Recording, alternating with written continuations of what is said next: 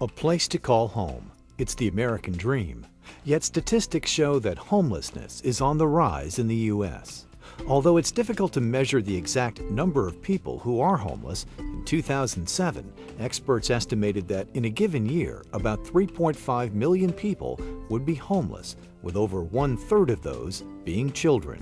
In today's economy, those estimates are increasing, due in part to factors such as a sharp decline in employment opportunities, lack of affordable housing, and insufficient access to health care. The number one reason people are homeless is because they've lost a job. So especially in these times, that creates a great deal of anxiety for people. They lose their income, or they have other issues like they can't pay their medical bills, for example, or they have some kind of bankruptcy issue, which is really common or becoming even more common. Though there are many reasons why people find themselves without a permanent safe dwelling, for most people, homelessness is a temporary state. For those people who are homeless and suffering from mental disorders, the likelihood of re-entering society is significantly decreased. There's a lot of misperceptions about what mental illness is all about. But some of the mental illnesses most common in our society today include schizophrenia, bipolar, and major depression. And if they're untreated, the individual becomes consumed by what they're feeling. When you add on top of that the lack of a home, it becomes very difficult to manage the stability that they need to stay housed. They are dealing with their psychological and psychiatric disorders, and they're at the same time trying to hold down a job. They're trying to care for the children and not having enough resources to pay for rent. And so when all these things come together, it becomes extremely problematic for an individual or a family to stay in stable housing. The U.S. Department of Health and Human Services reports that the majority of mentally ill homeless do not need to be institutionalized and contend that with proper support and stable housing, they can be productive members of the community. Yet currently, there are not enough community-based programs and housing options to meet these needs. That's why there's a growing need for communities to support local efforts to treat and house those struggling with homelessness due to mental illness. We just thought it was extremely important for us to do something about it. So we work on trying to get families off the streets and into permanent housing, and we work on trying to get people who've been chronically homeless, who are particularly sick, off the street. What you'll find is that that's the most effective way to deal with homelessness. Give someone a place to live. And then if they need services, you give them the services. We've got great organizations in Los Angeles that are working on these issues. So we're just glad to partner with really good institutions by giving them support. Permanent supportive housing operations like the ones set up by a community of friends in Los Angeles are proven to successfully reintroduce formerly homeless citizens to society. We look at the individual tenant and do whatever it takes to get them successful as an individual and as a tenant in housing. Those are the two key factors that make our program such a success, and we find that when we focus on the individual and their needs, that they themselves excel. What happens is that we have the support here that I didn't have when I was alone. That's how I think of it. It's like I was alone, now I'm not. So when if I get ill, we can take care of it really quickly. You know, no one's embarrassed. You know, you can still hold your head up after you're well. The services we found have been critical to keeping the tenants focused and keeping them stable. And so they include things as simple as independent living skills, which for us means budgeting, cooking classes, cleaning classes, as well as anger management. And if they're a parent, we have parenting classes. We have nutrition, we have exercise classes, we have employment and job training opportunities.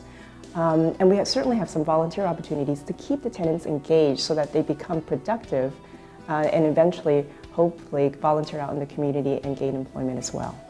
Without services like these, the mentally ill homeless are less likely to be active participants in their communities and are also more likely to be victims of crime and deteriorating health.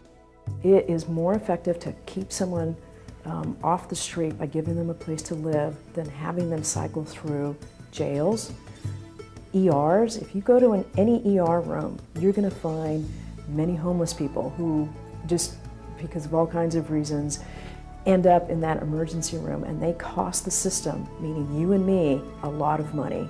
And so what we try to do is get them housed and get them the services they want and need in order to become stable. So just from an economic perspective, it makes sense to reduce and eliminate homelessness, but also just from a moral perspective. You know, if this is a developed nation, then we should be setting the example by how we treat the most vulnerable among us. People who have mental illness tend to know what their situation is, but they react and talk to people and go about the business the same way as everyone else. They will have bouts of depression. They will have bouts when something flares up and they hear voices. But it is treatable, and it is something that all the tenants are grappling with. People who have mental illness are not going to be running around their neighborhoods. They're going to be in housing. They're going to be in a safe environment. They're going to have activities to work on and personal goals to achieve. And so it's no different than anybody else what they want for their lives, to be better, to improve education for their children. Our tenants are in the same situation. When I first moved here, I cried, you know, because I felt like if my mom would have had this kind of support, you know, life would have been easier for me. You know, and with my daughter, you know, she can feel proud about where she lives. I think it's easy for us to look past homeless people. We do it all the time. We never give them a sense of their own humanity. And when you volunteer and you start working with these, you know, homeless families, it becomes a completely different issue and you get really connected to it.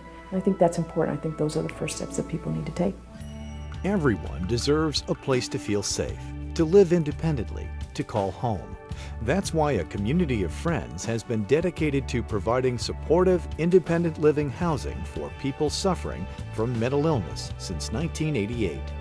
20-somewhat years ago, there was a recognition that there were a lot of homeless people on the street with mental illness, and nobody was addressing their housing needs. And so that became a very clear motivation for our organization and how we got formed. And in fact, our name is derived from the fact that we wanted to create a community where people felt like they were among friends.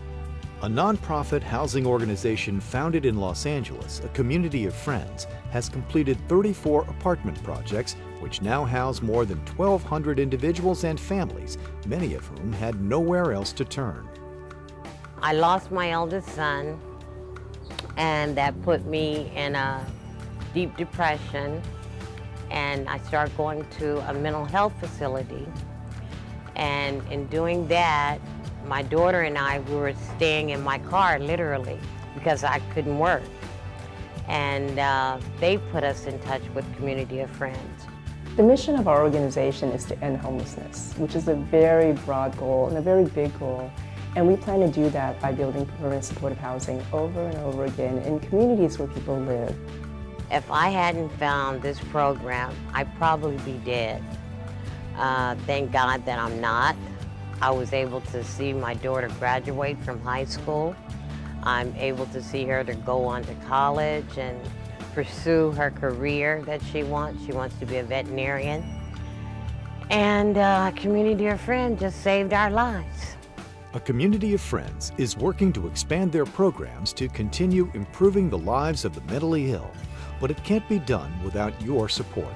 Help make a difference in your community today. For more information or to support a Community of Friends, please call 213-480-0809 or visit acof.org.